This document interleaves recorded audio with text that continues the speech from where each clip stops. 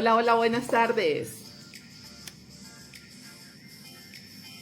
Se les saluda Yoris desde Bogotá, Colombia. Bienvenida, Yoris. Bueno, si esos no son sus nombres, me pueden colocar sus nombres de una vez, por favor, porque las cuentas de Instagram, pues, es lo que tiene unos nombres más raros en las redes sociales.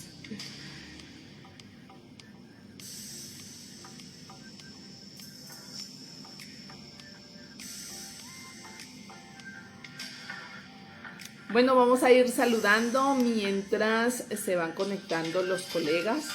Permítanme un momento, le aviso a los grupos que ya iniciamos.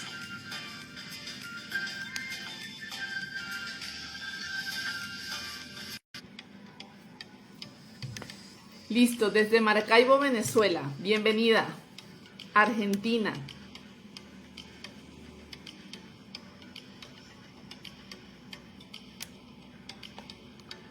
Bueno, bienvenidos sean todos en esta tarde de hoy. Vamos a conversar un ratico de dos estudios. Ya va, permítanme.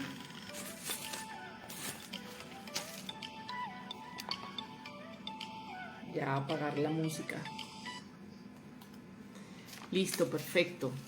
Argentina, Buenos Aires, Bolivia, bienvenidas o bienvenidos. No creo que son mujeres. Bueno, esperemos esto sea un live muy participativo. Esta mañana les decía en una de las historias que colgué que una de las preguntas más frecuentes que se realiza a todo especialista en neonatología es ¿qué hago para prevenir la lesión de las fosas nasales en un recién nacido que se encuentra en CPAP nasal? Entonces, si es una pregunta que se realiza todavía constantemente, es porque evidentemente las personas están interesadas en buscar respuestas para poder evitar cualquier tipo de lesión que se genere con el uso del CPAP. Hablando de CPAP en sus diferentes modalidades, pero nasal. Entonces estuvimos haciendo una revisión de algunos artículos y conseguimos dos, pues en realidad hay muchísimos. Conseguimos dos del 2017, uno de China y otro de Estados Unidos, en donde proponen, era lo que nosotros nos imaginábamos al leer el título, proponen soluciones para que nosotros tengamos herramientas y podamos evitar las lesiones del tabique nasal. ¿Qué estadística tienen ustedes de lesión en el tabique? A ver, antes de empezar quiero leerlos. Todos los que están conectados, por favor, me dicen cuál es su estadística o si se genera aún lesión en el tabique nasal en los recién nacidos que están bajo el cuidado de la USIN en donde ustedes laboran, o qué hacen para prevenirlo, si han tenido buenos resultados, si los especialistas, los médicos, los terapeutas respiratorios han estado muy receptivos a recibir capacitación para que todo este tema tenga un cambio importante para el recién nacido. Entonces, pues, los leo. Usamos mascarillas. Recientemente salió un artículo, mientras van colocando sus respuestas, pues voy a decirles esto.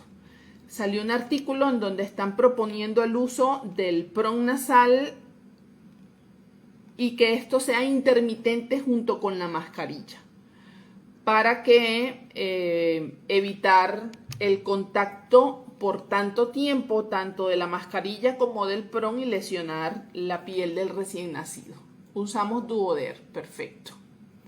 Duoder, ¿de qué tamaño? ¿En qué forma? ¿En qué momento lo coloca? ¿Cómo se hacen los cuidados?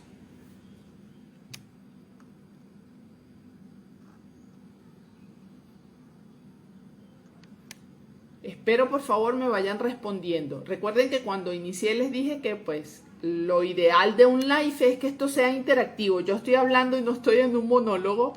Quiero que ustedes también sean participativos. Usamos narinas por talla adecuada más Duoder. Excelente. ¿Y cómo es el resultado? ¿No tienen lesiones de tabique?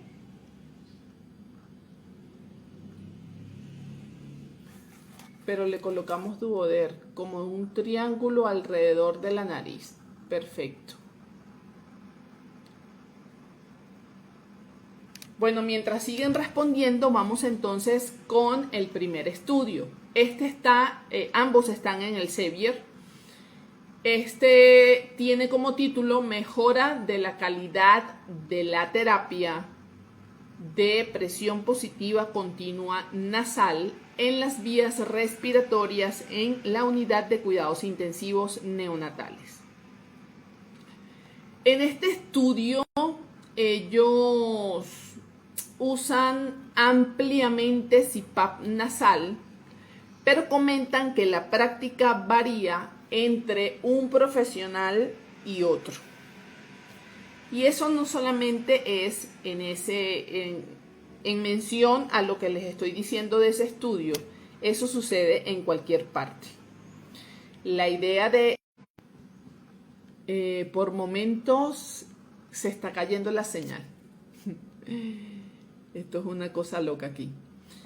Yo no sé si en sus países las carreteras viejas son como el mío. Las carreteras viejas son así, lo más curviado que se puede conseguir en la vida, pues así es una carretera vieja. Entonces, cuando trabajamos en función de un protocolo, por supuesto, todo cambia.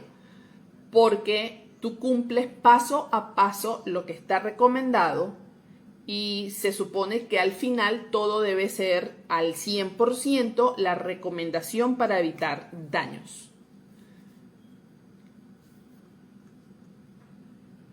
Pues las personas que han respondido están utilizando Duoder, excelente, porque es una capa que va a estar de... Si por momentos el video se queda en pausa, es porque se me está cayendo la señal. Ya créanme que he estado en varias casas de amigos para tratar de evitar esto y definitivamente es algo de las empresas de comunicación de aquí. Entonces... mencionan también que un método inadecuado puede retrasar la terapia respiratoria y esto influir en el efecto beneficioso del CPAP nasal y por ende aumentar las complicaciones.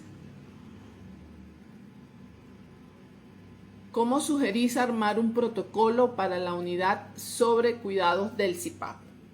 Voy a ir tomando fotografías de sus preguntas por si acaso no me da chance de responderlas durante el live, las estaré respondiendo a través de las historias. Pero igualmente si te quedas escuchando lo que recomienda este estudio sobre todo, pues ya verás cómo puedes reunirte con tu grupo de trabajo, discutir el tema, hacer una revisión de evidencia científica y hacer el protocolo en base a lo que ustedes tienen. Porque una cosa es la recomendación que yo te pueda dar según los artículos científicos que he revisado hasta ahora, según mi experiencia, pero de repente yo manejo un equipo para CPAP nasal y ustedes tienen otro. Ejemplo, nosotros trabajamos mucho con el Hudson y con el Fisher & Paykel. Pero ahorita hay otros equipos para dar CPAP nasal. Entonces, en base a eso es que debemos armar el protocolo. Entonces, ¿qué proponen en este estudio? Introducen un proyecto de mejora de la calidad para acelerar la aplicación de la terapia en CPAP nasal y disminuir la incidencia del trauma nasal. Recuerden que aquí estamos hablando solamente de evitar daños en el tabique nasal. ¿Qué método utilizaron para cumplir ese objetivo? Pues implementaron nuevas estrategias y aquí hicieron un carro móvil con kit de fijación preempacados y un protocolo escrito. todo el personal que se encontraba en esa UCIN respondió un cuestionario para evaluar el conocimiento básico antes y después de el entrenamiento intensivo que recibieron en esa unidad. Entonces, fíjense, lo primero es que hicieron un carro móvil y en ese carro móvil colocaron un kit preempacado que iban a utilizar según el peso del recién nacido, el tamaño de la interfase y tenerlo a la mano. En el momento en el que hubiese indicación de utilizar el equipo, ya tener a la mano la protección para evitar la lesión del tabique nasal. Mencionan que la utilización del carro redujo drásticamente el tiempo de preparación del paciente para conectarlo al equipo. Estamos hablando de 8 minutos a 1 minuto y cuarto, 1 minuto y 30. Entonces, ¿por qué? Porque pues, me imagino, analizando lo que ellos están mencionando allí, que cuando había indicación de utilizar el CPAP, era el momento de cortar el duoder, de revisar qué interfaz le tocaba al paciente, de organizar el equipo y todo eso, por supuesto, retrasa la conexión del paciente al equipo. Recordemos que una de las recomendaciones para los recién nacidos prematuros es iniciar el CPAP nasal en los primeros 15 minutos de vida. Entonces, esto nos va a hacer actuar rápidamente porque ya tenemos todo preparado para utilizarlo. El uso del protocolo por enfermería disminuyó significativamente la incidencia del traumatismo nasal, pero no en recién nacidos menores de 1 kilo. Aquí cuando ellos hacen mención a estos recién nacidos menores de 1 kilo, no dicen cuál fue la razón por la cual en estos recién nacidos no se disminuyó el traumatismo nasal. ¿Qué me dice la experiencia? Pues que un recién nacido con ese peso, pues allí vamos de los prematuros extremos a los de muy bajo peso, que por supuesto tienen mayor susceptibilidad a presentar algún tipo de lesión, no solamente en el tabique nasal, sino en todo el cuerpo y en sus órganos internos. En estos recién nacidos menores a este peso, si tienen una edad gestacional de muy pretérmino, por supuesto, su sistema nervioso central no va a estar preparado para una respiración espontánea. Me imagino que allí también estuvo una de las fallas. Los factores de riesgo para el trauma de la piel que mencionan incluyeron la edad gestacional, un peso bajo al nacer y el aumento de la duración del CPAP nasal y la falta de atención de enfermería estandarizada. Y fíjense que aquí en este punto no mencionan médico, no mencionan fisioterapeuta respiratorio, mencionan a enfermería. Recordemos que este es un procedimiento nuestro junto con el médico, pero quien realiza el cuidado del paciente es enfermería. Entonces, pues somos nosotros quienes debemos desde un principio colocar absolutamente todo en el recién nacido para evitar esas lesiones. ¿Quiénes realizaron el proyecto? Neonatólogos, enfermeras, residentes de pediatría, terapeutas respiratorios. Puntos principales del protocolo para la persona que preguntó el protocolo y para todos los que están interesados en este tema. Uso de cánulas nasales de tamaño apropiado. Estamos claros que en muchas unidades de atención trabajamos con lo que tenemos, porque las instituciones hospitalarias, por situaciones gubernamentales, están trabajando con el poco recurso que tienen. Y es nuestro deber escribir cada vez que estamos trabajando en estas condiciones para que cuando haya un caso legal, lo que está escrito es lo que nos va a proteger. Y, por supuesto, tenemos que luchar por conseguir los equipos apropiados para todos los recién nacidos. Con respecto a las cánulas nasales, si estamos trabajando con un tamaño que no es el apropiado, vamos a producir lesión rápidamente, porque va a haber más fricción si utilizamos una cánula que está muy grande para el tamaño del recién nacido, y si la utilizamos más pequeña también. Y un método estructurado de fijación para aumentar la estabilidad de las cánulas nasales en su posición. Cuando nosotros conectamos al paciente al equipo y hacemos una buena medida, utilizamos la interfaz correcta, vamos a disminuir este tipo de lesiones. Pero adicional a esto, nosotros debemos utilizar posicionamiento y contención, sobre todo de los recién nacidos a términos, porque estos protocolos, por lo que analicé cuando los estuve leyendo, están muy direccionados hacia los recién nacidos pretérminos. Pero recuerden que los recién nacidos a términos también pueden presentar clínica de SDRA, por lo que van a estar conectados, debería ser menos tiempo que los prematuros, al CPAP nasal.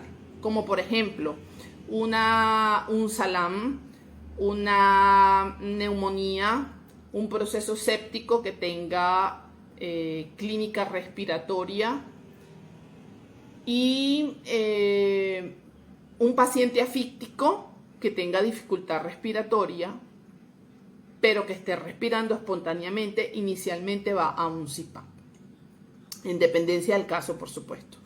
Entonces, si nosotros hacemos una buena fijación del equipo a la fosa nasal, con todas las características que ya les mencioné, pero no hacemos posicionamiento y contención, el recién nacido en movimiento, a pesar de que haya una buena fijación del equipo, va a tener un roce porque hay movimiento de la cabeza. Repito, esto se ve más que todo en los recién nacidos a término. Pero también tenemos unos pretérminos que son medio traviesitos. ¿Qué utilizaron ellos? Un velcro adecuado, duoder, lubricante, humidificar, que pues me imagino que con solución fisiológica, y unos hisopos. Y estos son unos cuidados que se deben mantener desde el inicio hasta la retirada del CPAP. Me salgo del estudio y me voy a la experiencia. Si nosotros, pues imagínense ustedes que tengan, ¿qué les puedo decir? Que con lo que tengamos roce continuo, vamos a hablar de el uso de la mascarilla, que ahorita con lo de la pandemia pudimos observar que hubo profesionales de la salud que tuvieron lesiones, tanto en la región de la nariz como en las orejas. ¿Por qué? Por el uso constante de algo, una tela. Hay unos que tienen como una laminita de aluminio para poder posicionar mejor aquí en el tabique. Entonces, si tenemos un roce continuo con algo, eso va a producir una lesión, más temprano que tarde. Entonces, ¿qué hacemos? Lubricación. Licenciada, ¿con qué lo vamos a lubricar? No sé qué tipo de lubricante tengan ustedes allá, pero uno que les puedo recomendar y deben mandarlo a esterilizar es la vaselina. Porque hay otro que es una crema a base de antibióticos que pues pasaron los años y nos dimos cuenta que no podemos utilizar antibióticos de manera profiláctica, que el antibiótico hay que usarlo cuando hay la indicación de usarlo. Entonces, ¿qué otro lubricante tenemos? La vaselina. Impregnar el PRON de vaselina antes de introducirlo a la fosa nasal. Y esto nos va a evitar que cuando haya movimiento del equipo, la fricción cause una lesión. ¿Qué más? Que cada vez que yo vaya a hacer terapia respiratoria, y esto va con los fisioterapeutas respiratorios, en donde los hay, porque en la mayoría de las unidades somos los enfermeros quienes nos encargamos de este tema también, entonces debemos humidificar la fosa nasal limpiar con un hisopo húmedo la fosa nasal, y a esto se refiere la terapia respiratoria, pero recordemos que a este paciente no lo podemos desconectar del equipo, que si estamos haciendo terapia respiratoria en la fosa nasal derecha, el PRON debe estar en la fosa nasal izquierda y viceversa, porque no podemos desconectar al paciente ni de la oxigenación ni de la presión.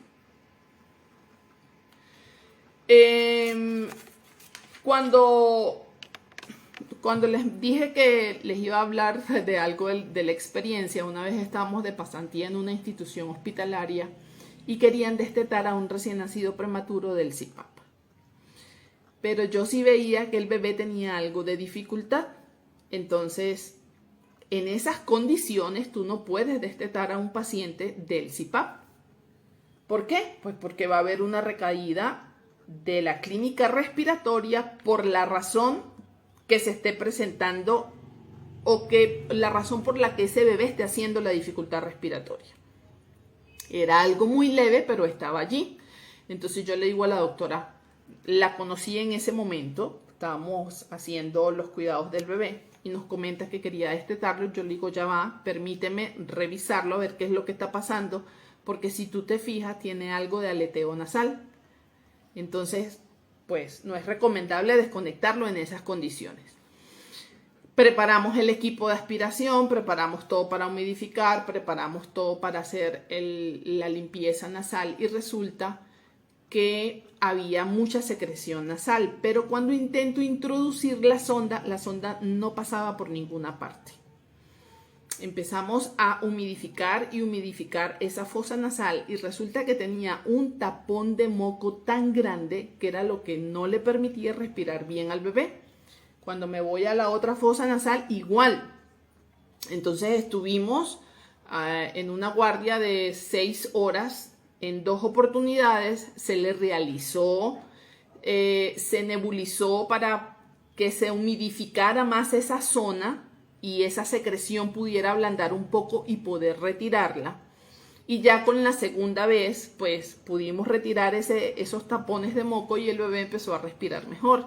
Entonces, bueno, a pesar de eso, la recomendación fue, espérate a ver cómo pasa el transcurso del día y después de eso sí, pues decides si lo desconectas o no.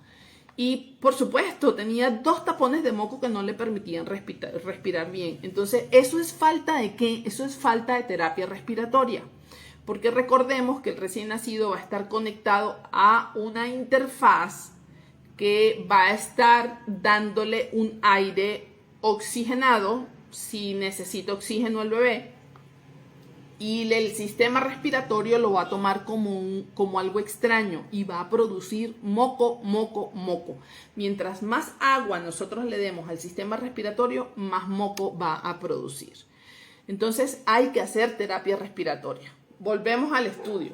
La conclusión del primero es que el carro móvil con kit de fijación preempaquetados es una práctica económica para mejorar la eficacia de la terapia. Entonces, un protocolo escrito de enfermería podía disminuir la incidencia de traumatismo nasal. Les voy a mostrar ya va, déjame ver cómo volteo la cámara aquí. Este es el carrito que aparece en el artículo científico. Estas son las cajas que tienen los diferentes PRONs. Fíjense que aquí tienen velcro, aquí están trabajando con Hudson, velcro, el gorro, el duoder, el PRON y estas ligas me imagino que para hacer la fijación entre el velcro y el gorro. Y aquí tienen los diferentes tamaños para colocar en la fosa nasal. Fíjense que estos son para el tabique. Y estos no hay descripción de para qué son. Deben ser para proteger del lado de las mejillas la sujeción entre el gorro y el velcro. Eso es lo que aparece en el estudio. Igualmente los estudios se los voy a estar colocando en las historias para que ustedes los descarguen y puedan revisarlos.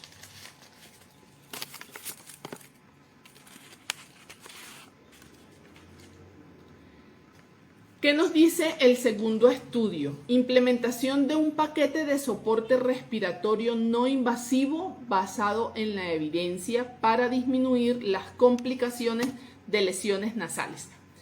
Quiero que escuchen bien este título. Vamos a ver si no hay otro comentario antes de empezar el segundo. Las personas que están conectadas hasta ahora les pueden informar a sus colegas. Nos va bien, pero vi un daño muy grande de necrosis de todo el tabique nasal en otro estado. El neonato falleció. Pero no falleció por la necrosis del tabique, ¿o sí? Falleció por otra condición seguramente. Es muy lamentable cuando los casos llegan ya a necrosis del tejido. A la otra pregunta pues ya la había visto.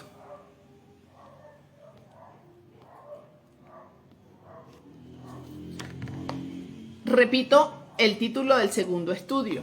Implementación de un paquete de soporte respiratorio no invasivo basado en la evidencia para disminuir las complicaciones de lesiones nasales. Cuando yo leo esto, pues yo entiendo que cuando empiece a leer el artículo me van a decir qué implementaron ellos para disminuir las complicaciones de las lesiones nasales. Mencionan: la ruptura de la piel nasal es una complicación común en la terapia de soporte respiratorio no invasivo. ¿Qué tienen ellos como objetivo en este estudio? Mejorar la calidad de atención a los recién nacidos que reciben soporte respiratorio no invasivo. Aquí tenemos los diferentes tipos de ventilación que ellos utilizan para dar CPAP nasal. Generalmente lo que nosotros conocemos o lo que nosotros utilizamos es el CPAP de burbuja, pero fíjense los 4 mecanismos que ellos mencionan en este estudio. Presión nasal positiva continua de las vías aéreas, que es el CPAP nasal. Ventilación mecánica intermitente nasal, ventilación mecánica. Ventilación con presión positiva intermitente nasal, ventilación mecánica. Asistencia de ventilación nasal ajustada neuronalmente, que es el NAVA. Pues ya esto es un equipo especializado. Entonces, estos sistemas han sido eficaces para ellos, para proporcionar apoyo a todos los recién nacidos con síndrome de distrés respiratorios. Y en estos sistemas de ventilación hay una disminución del barotrauma por exposición a la ventilación mecánica. Pues con los ventiladores tenemos un abordaje más intenso en cuanto a presiones, volúmenes y todo lo que tiene que ver con el tema de ventilación mecánica invasiva. Pero está lo positivo y también está lo negativo. ¿Qué es lo negativo? Las consecuencias de las lesiones nasales, ellos reportan entre un 20 y un 60%.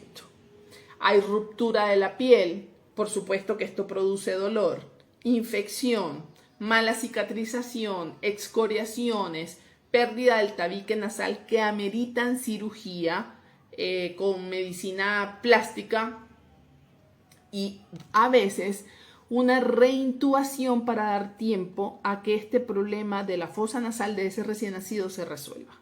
Estos casos ya son muy lamentables. Entonces, dicen que hicieron una búsqueda de la evidencia científica arrojando esta búsqueda 229 artículos publicados entre el 2003 y el 2014. Hay que verle la cara a la revisión de 229 artículos científicos. Entonces, iniciamos en un título que dice implementación de un paquete de soporte respiratorio no invasivo basado en la evidencia. Pero lo que más mencionan es la revisión que hicieron para ver qué aportaba cada revisión y poder ellos hacer un paquete que les ayudara a disminuir los problemas en esos recién nacidos. Participaron enfermeras, neonatólogos, pediatras y fisioterapeutas respiratorios. ¿Qué dicen algunos de los estudios que encontraron que tuvieron mayor peso para los que querían investigar? Algunos estudios afirmaron que el éxito del NIRS, la terapia respiratoria no invasiva, y la prevención de la ruptura aumenta en congruencia con la experiencia y el conocimiento de médicos, enfermeros y terapeutas respiratorios. Importante, congruencia, experiencia y conocimiento. Eso hay que subrayarlo así, que se vea muy grande. Capacitación continua. Si hay capacitación continua, los cuidados mejoran. Si hay protocolos, los cuidados mejoran. Si tenemos al personal por la línea recta, nadie va a hacer algo diferente según una experiencia que no está actualizada, que se quedó años atrás, y sabemos que personal de eso hay muchísimo en todas partes. La idea es que todo el mundo trabaje bajo la misma cultura educacional. Por eso es importante estudiar todos los días del mundo. Otros coinciden en que el tiempo de duración es un factor importante para la prevalencia del trauma nasal. Mientras más tiempo permanezca el recién nacido conectado al CPAP nasal, mayor probabilidad va a tener de una lesión. Pero ustedes saben que nosotros decimos por recomendación científica que cuando tú conectas a un paciente a ventilación mecánica, ya debes haber pensado en qué momento vas a destetarlo. Con respecto al CPAP nasal, si el recién nacido es un prematuro extremo o es un prematuro menor de 30 semanas de edad gestacional, tal vez la desconexión no pueda ser tan rápida, porque hay que esperar que se resuelva todo su problema respiratorio, de ausencia o poca cantidad de surfactante, que estemos en una institución hospitalaria en donde se cuente con surfactante y podamos hacer la administración profiláctica y posteriormente la de prevención si fuese necesaria. Esa es la manera de ayudar a disminuir que el paciente permanezca mucho tiempo conectado al equipo. Y también que se haga un buen manejo de la oxigenación, porque estos pacientes estamos claros que lo que necesitan es presión positiva al final de la expiración. No necesitan una cantidad de oxígeno que muchos lo toman como parámetro per se para el manejo del equipo, del paciente en el equipo. Un paciente que necesita oxígeno, eso nos lo va a decir la saturación. Si la saturación está normal, nosotros no tenemos por qué aumentar la concentración de oxígeno que nos mencionan por recomendación cuando el paciente se conecta. Si es un recién nacido prematuro, entre 21 y 30%, si es un recién nacido a término, 21%, e ir aumentando según saturación si es necesario. Si no es necesario, lo mantenemos allí. Cuando nosotros trabajamos de esa manera, fíjense que lo que les estoy mencionando ahorita se los estoy mencionando en base a la evidencia científica actual. No tiene por qué haber complicaciones. Pero entonces si nosotros conectamos a un paciente a un 50, 70, 80, 100% de FiO2 y lo mantenemos en una saturación de 100%, por supuesto dañamos los tejidos, lo sacamos con broncodisplasia y va a ser más difícil destetarlo del equipo por oxigenación. En conclusión de este estudio, factores de riesgo asociados con mayor incidencia de lesiones nasales hablan: bajo peso al nacer, edad gestacional muy temprana y duración de la terapia, al igual que la anterior. Las interfaces nasales mal ajustadas y la fijación incorrecta de la interfaz nasal y de los tubos causan fricción y presión. irritan la piel y el tabique nasal y empezamos a romper tejido, no hay un buen cuidado, no nos damos cuenta, no se hace terapia respiratoria, no quitamos el PRON de la nariz porque nos da miedo y cuando nos damos cuenta hay una necrosis del tabique nasal. Y pues tengo entendido que para que esto mejore es difícil en el tiempo, o sea, eso no va a ser que el recién nacido egresa, lo egresamos sin tabique, pero lo egresamos vivo, que es lo que muchos dicen. Eso no se va a resolver inmediatamente. Hay que esperar que el recién nacido crezca algo, aunque no he leído actualización acerca de esto que les estoy mencionando, pero anteriormente sí era así, hay que esperar un tiempo prudente para que cirugía estética pueda realizar la reparación del tabique nasal. Entonces, esto era lo que les traía para hoy. Estos dos estudios que realmente en la revisión lo que nos hacen es la mención de los sistemas de ventilación que usan y de la evidencia científica existente para que nosotros podamos mejorar la implementación de un sistema que nos ayude a prevenir lesión del tabique. Y en el estudio inicial, la implementación de un carro que contiene kits preempacados que nos van a ayudar a disminuir el tiempo en beneficio del paciente. Mi conclusión para ustedes: reúnanse. Hay estudios desde el 2017 al 2021 que más o menos se refieren a lo mismo que les estoy mencionando ahorita. Hacen un resumen de esos estudios, analizan lo que ustedes tienen en su institución hospitalaria para atender a estos pacientes y hagan su protocolo y nos los comparten. Y si quieren, hacemos un live, quienes estén integrando la realización de ese protocolo, y hacemos un live para dar a conocer sus resultados. Eso es bueno. Aquí nuestras cámaras están abiertas para ustedes. Una lesión en el septum nasal, no en el tabique. ¿A qué te refieres, Angie?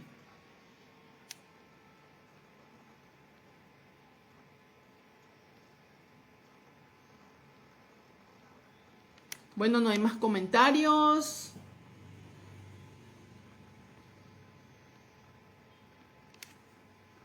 Si hay algún otro comentario, aprovechen en este momento. Entonces recuerden, humedad. Las lesiones de la fosa nasal, el resecamiento de las secreciones y que esto sirva para formar moco duro, va a depender también de los sistemas de humidificación que se estén utilizando y que estén trabajando con una temperatura correcta, ¿vale? Y lo demás, pues ya se los mencioné. Las personas que se están conectando en este momento, ya estamos terminando. Estamos felices porque 14 y 15 de noviembre estará Red Veneo en Argentina. Dios mediante, el licenciado Márquez estará en Argentina, Mendoza, con un curso de actualización de neonatología. Ahorita está en preventa el curso, pues la información todavía no ha salido públicamente, pero yo les estoy contando este secreto. Eso nos tiene muy felices porque se está viendo el resultado de todo lo que se ha hecho a través de los años en las redes sociales, en los cursos presenciales, en los cursos online.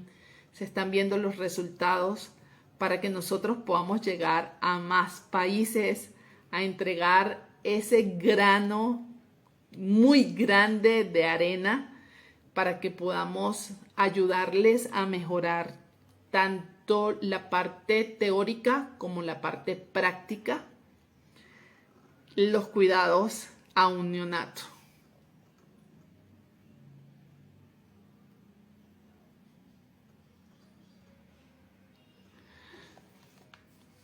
Pues depende. Esa pregunta que me estás haciendo, ahí hay varios factores que tomar en cuenta. Si la dificultad persiste, en qué PIP lo iniciaste. La recomendación es entre 5 y 6. Pudieras aumentar un poco más el PIP. Hay recomendación de aumentar hasta 10, pero tratar de no hacerlo porque un PIP sostenido en ese valor también puede causar un barotrauma a los bebés más chiquititos. Eso te va a permitir un mejor reclutamiento alveolar. Lo ideal es que se vaya aumentando e ir evaluando la clínica del paciente. Si no tenemos surfactante, porque si tenemos surfactante hay que mantener la misma presión, el mismo PIP, que es lo que nos da la presión positiva continua al final de la expiración.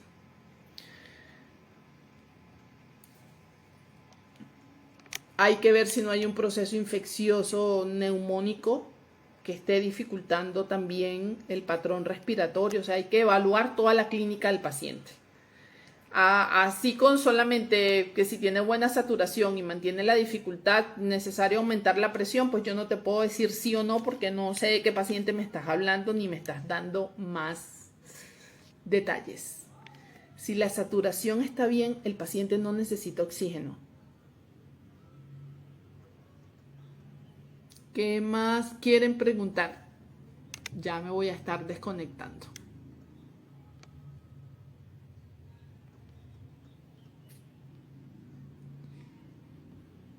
Bueno, no hay más preguntas. Nos vemos la próxima semana. Si tienen un tema que ustedes quieran compartir con nosotros, repito, están invitados a ser parte de un live en donde podamos compartir saberes y seguir ayudando a muchos más colegas. Igualmente, si quieren cualquier asesoría, también nos dejan un mensaje al privado. Si quieren que nosotros estemos en su país, nos dejan un mensaje en el privado y planificamos cualquier curso que ustedes deseen. Tenemos terapia respiratoria, ventilación mecánica, ventilación no invasiva, farmacología, manejo de guías farmacológicas, todo lo que tiene que ver con preparación y dilución de fármacos está allí. Tenemos manejo de incubadoras, se incluye todo, absolutamente todo, desde la parte de la fisiología hasta la esterilización del equipo, accesos vasculares. Así que cualquier curso que deseen, estamos a la orden. ¿Cómo hacer el kit para CPAP? Bueno, le voy a tomar otro capture y esto lo conversamos por las historias.